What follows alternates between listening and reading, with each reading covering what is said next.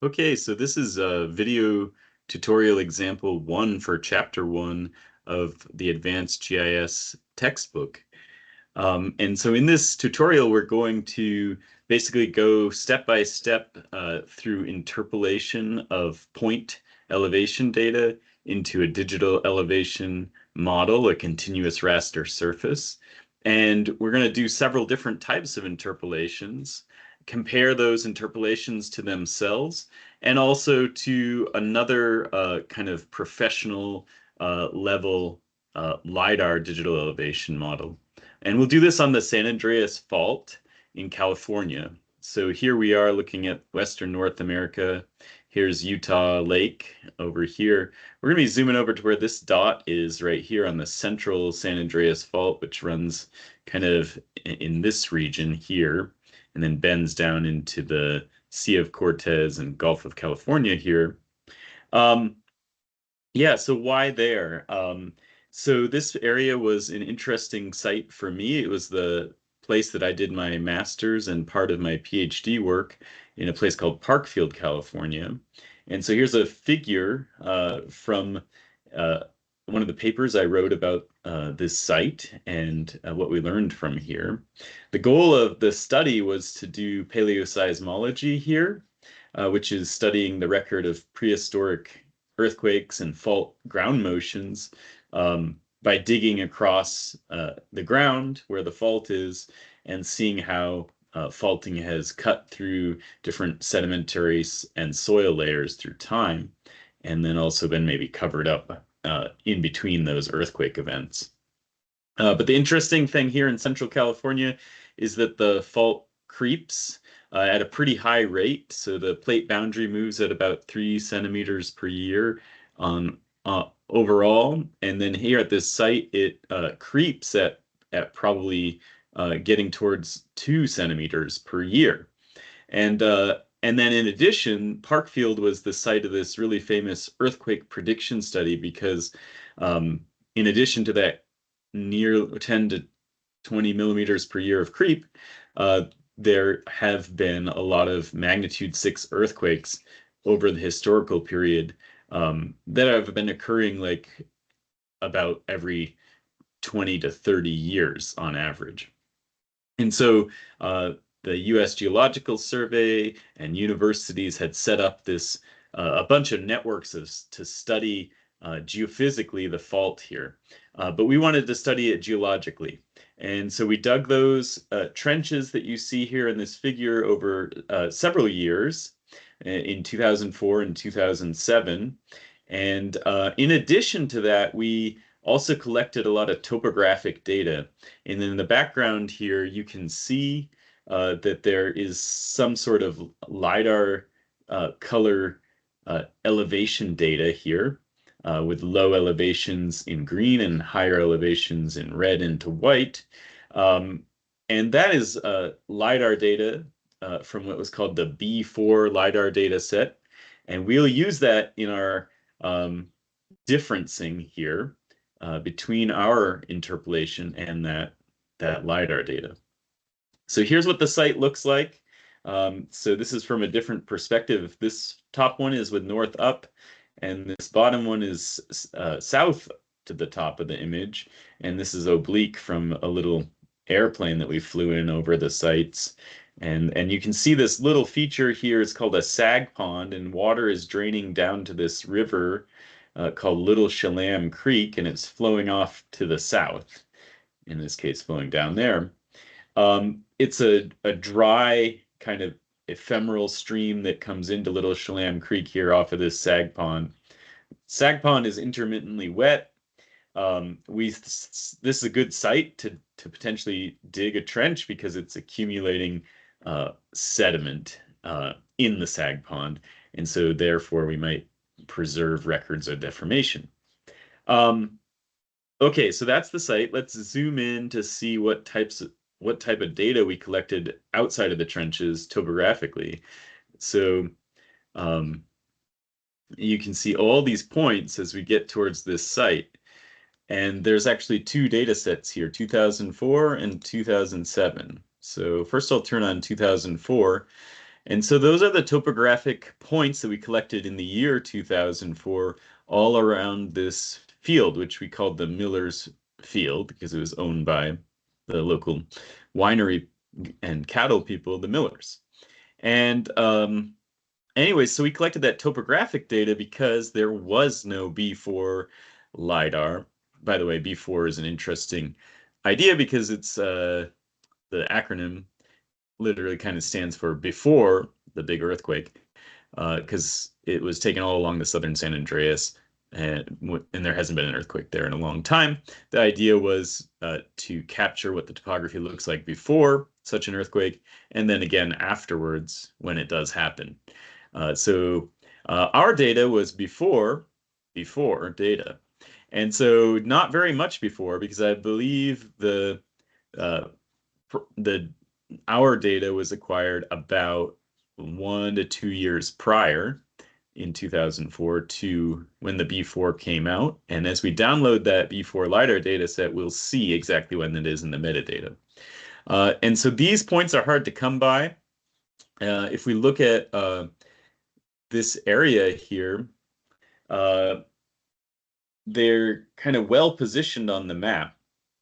And they're in like a real coordinate system. So right now this map is in NAD 83 UTM zone 10, which is appropriate for this part of California. But the topographic data points that we see there, and if we open up the attribute table, they have an easting, a northing, they are in UTM data, and elevation data in meters above the datum. And that's not how they were collected. They were collected in a local coordinate system using what's called a total station, which is essentially laser triangulation. The total station was set up at a base location, and then we had backsighted to several monuments. I think we had 4 monuments throughout this field. And so each day that we took survey points, we reoccupied the base station and resighted to the backsite stations. And then therefore each day's surveying, it's kind of in its own coordinate system. But then at the end, we were able to use basic trigonometry to then rotate each day's coordinate system into the same local coordinate system, which is great. And so we did that because we were measuring the same 4 backsight points and the base station point each time. And so we were able to rotate horizontally and then do a vertical shift. Because we're shooting back to these same points. We know if we're off a little bit, a couple centimeters, we can rotate or lower or raise it. So we did that. We did that through simply kind of some rotations, calculations of how much of difference of easting and northing between each of the surveys needed to happen in an Excel kind of spreadsheet. But we did more than that. We also rotate all of these points into the UTM NAD 83 zone 10 north coordinate system, because I was able to find the locations of the backsites in the imagery of a digital orthoquad in that coordinate system. The DOQ was on the order of like 0.5 meter, so there's some uncertainty there. It's not with the total station precision, we're talking about on the order of accuracy of around 1 centimeter in these points, but to rotate it into the real world coordinate system, we're kind of degrading that accuracy down to like tens of centimeters at best, maybe a little bit worse. But nevertheless, these points, they look grossly correct in their positioning. And so you can see that here. I've done that ahead of time, and I'll provide this data for you all if you want to try this example, although your lab will have a different example. And this is this is kind of just a tutorial to show you how to do interpolation and differencing. So this is a lot of background information, but there's the 2004 points. We also reoccupied the site in 2007. We took a bunch more points. So collectively, between these two data sets, if we look at the attribute tables, there's 3,309 in 2004's data set points. And then there's 2,179 in the 2007 data set. So together over 5,000 points. Each of these points are involve collection by two people. One person is sighting at the total station. The other person's holding a reflector rod. Excuse me. And so yeah, it's a lot of work. I think each point takes on the order of a minute to collect, or a little less, 30 seconds. So collectively, let's say, we're talking 3,000 minutes, so hours and hours of time to collect this data.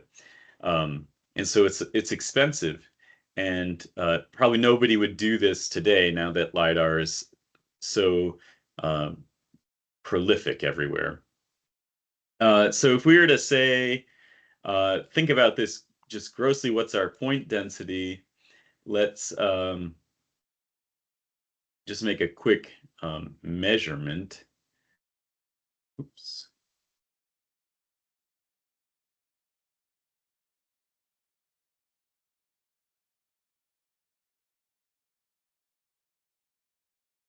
I'm forgetting where the measure tool is. Give me a moment. Here we go. So just grossly, let's go see what this distance is. 200 meters, 250. 250. So 250 by 250 meters on a side about. So we've got 250 times 250. So we got 62,500 square meters. And so we have, about 5,280 points.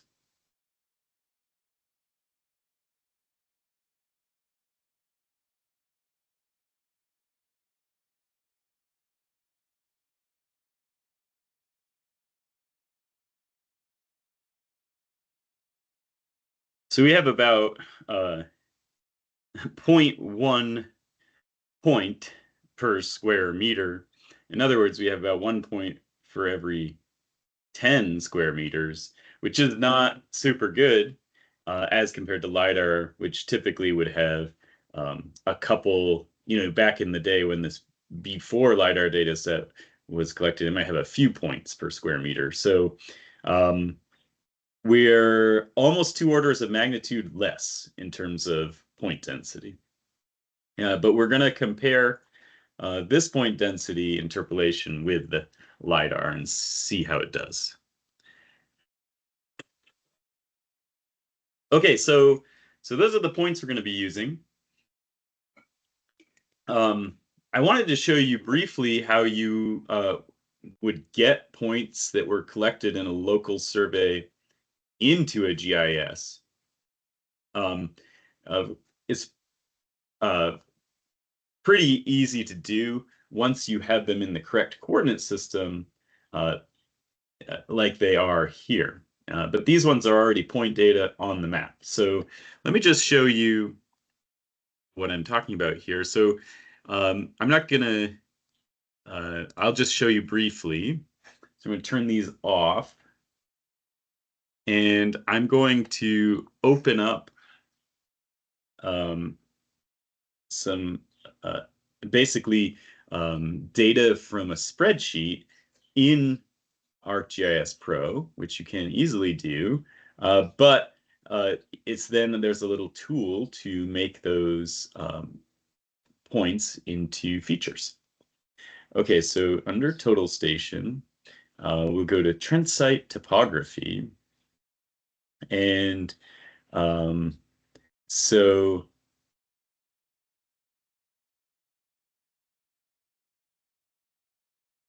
I'm going to just add one of these CSVs. It's not necessarily the ones that we're using, but so you can see it. So in the you can add a sheet from an XLS file, but oftentimes it's better to save your Excel file into a CSV file, which is a single sheet. And it should have in it X, Y position. So those can be latitudes and longitudes if you're working in a world geographic coordinate system, or it would be easting and northings potential in a local coordinate system like this. And then elevation in this case as well. So yeah, actually I already had one loaded. So I've got two loaded here. So I guess they're down here in standalone tables.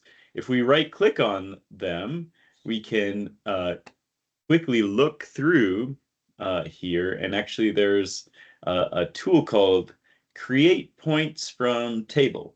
And it's called XY Table to Point. You click that. And so you have your input table. And if you change your mind, you chose the wrong one before, you can switch that here. And then you output a feature class. So this is the opportunity to name what you're doing. And it's going to be saved, presumably, into your geodatabase that you're working in. I'm not going to rename that now, but you should. And then your X field, you choose that. So in this case, it's not ID. It's either easting and northing. So northing is up and down on the map. So that would be your Y. So it must be easting. And your Y field is your northing. In this case, we do have a Z field, which is our elevation. And then we need to tell it what is our coordinate system. And our coordinate system is the NAD 83 coordinate system. So that's important to have done. Oh, it was not happy because I didn't define a vertical coordinate system with the one that I had there. But it's okay for interpolation because the points are just their positions. We're going to interpolate on the Z with the raster production, so it's not going to matter too much. Okay, so there you see it. And so that looks like the 2004 data. If I turn the 2004 data on, you can't even see it because they're right on top of each other. Yeah. Okay, so yeah, there you see it. You've given those point data they're now features. Okay, so that's step one. So you can take point data that you download, and that could be elevation data that you got from a survey like this. You could have collected it with your GPS on a hiking track, or you could have done a detailed topographic survey like we did. Or you could be bringing in other things like positions of rain gauges, and you want to interpolate a rainfall raster or temperature raster at a weather station network. All these are potentially great point data that you could bring in to your GIS and then interpolate on. Okay, so we're going to compare that point data with and by the way, this field is pretty low relief. So we're looking at really small vertical shifts potentially in this interpolation. So we're going to compare that point data from our survey with LiDAR data. And so I've gone ahead to this website called opentopography.org, which is a super helpful place to get high resolution topography. I've kind of gone ahead here, but into the result, but I'll just show you how to get there. So you would go to this homepage, and you can see where there's high resolution topography and data served up by this this organization on the map. There's a lot in Utah. There's a lot in California. The site we were just studying is right here. Oh, no, it's not. Sorry.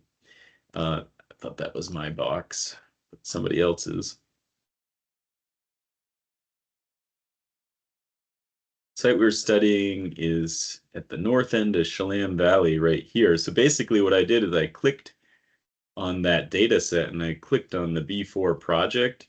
And then I said I wanted to get, in this case, it says point cloud data, but it'll allow you to do the interpolation in this web interface. So actually what Open Topography is it's cloud computing by the San Diego Supercomputer Center, where they give you access to those supercomputers to interpolate huge data sets like this and create digital elevation models from LiDAR.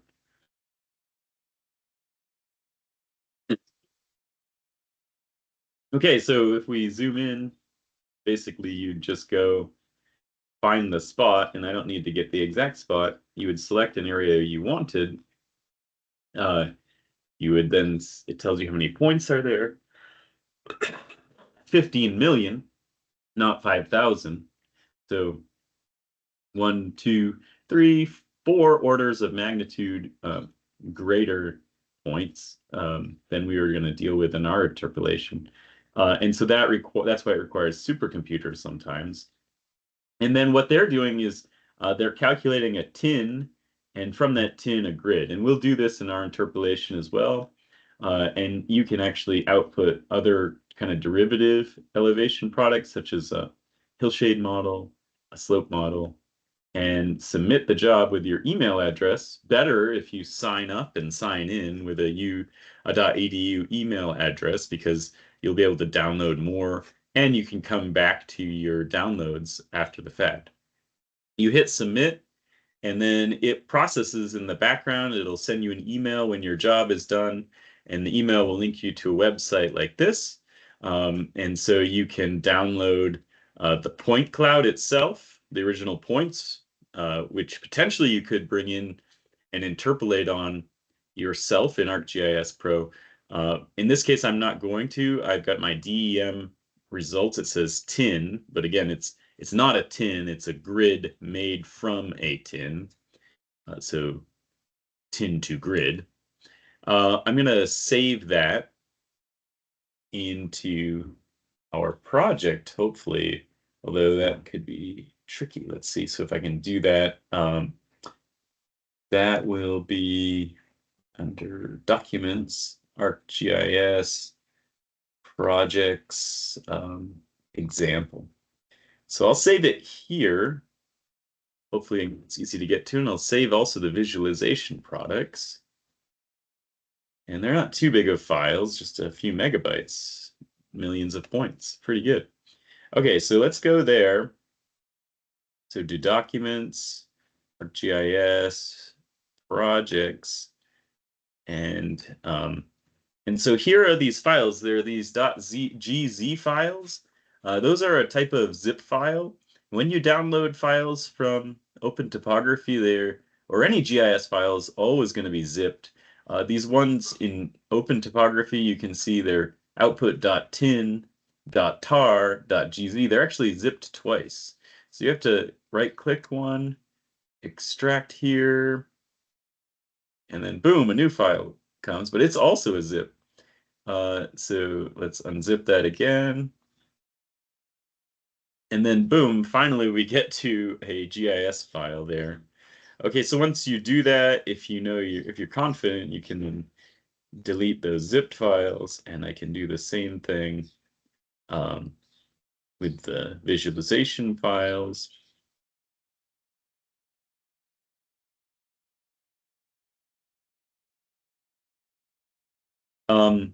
Okay, so there's my two files.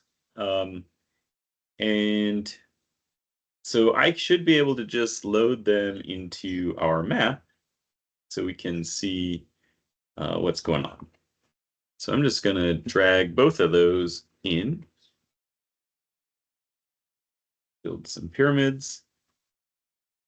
Okay, so I have got a slope map and a DEM. So here's the DEM. Let me close this. So here's the Miller's Field area.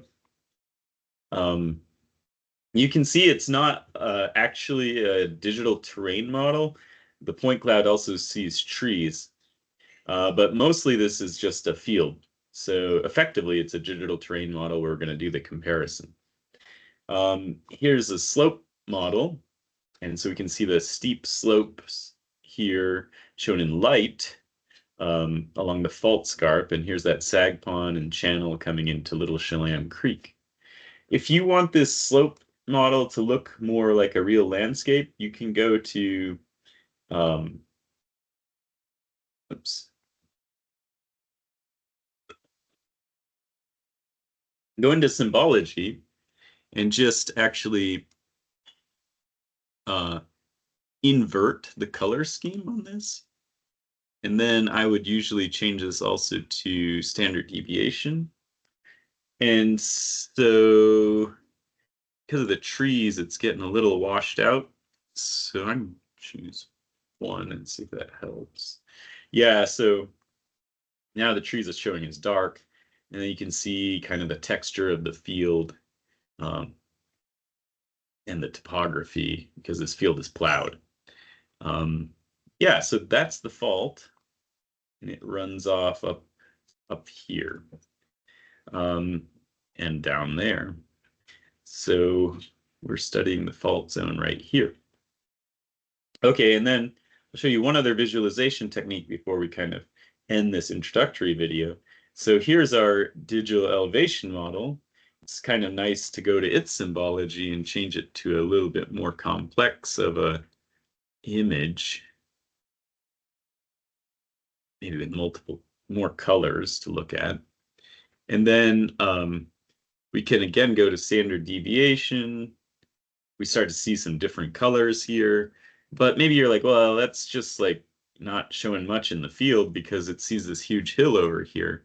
So you can instead change it to dynamic range, which then if you zoom into the field, you can see a lot of details because it's just stretching with that standard deviation over what's shown here. Okay. And you can also do a custom fit. So you can see in that dynamic range what it's going over. And once you're happy about that, you could, if you want to see more, you want to zoom out, you could go custom. And he's like, okay, actually, I don't need to go all the way to 488. I'm going to go to 444 and see if that fits things a little bit better. And maybe this only needs to be 408. And so then we see kind of the detail of where we're interested in. Okay, so yeah, that's the site we're going to study. That's a beautiful LiDAR digital elevation model. Look at what we can see in terms of these kind of groundwater sapping channels making their way to Little Chelan Creek here. So it's really high resolution, but we're going to interpolate these point data and then compare that elevation data right here at the Miller's Field site. So that'll be what this video series is about. This is step 1 was just loading XY data into the GIS via features and then adding in some LiDAR data from Open Topography here. Okay, so I know that was a long video, but hopefully that preamble helps with understanding what's going on.